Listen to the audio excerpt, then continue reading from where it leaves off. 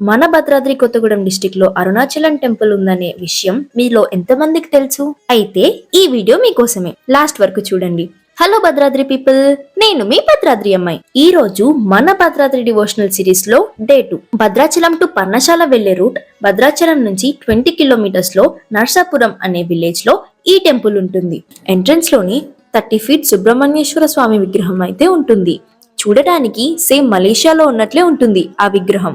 ఈ గుడి ప్రత్యేకత ఏంటంటే సేమ్ అరుణాచలంలో 12 జ్యోతిర్లింగాల్లానే ఇక్కడ కూడా ఉంటాయి. దీన్ని 12 జ్యోతిర్లింగ క్షేత్రం చిన్న అరుణాచలంగా పిలుస్తారు.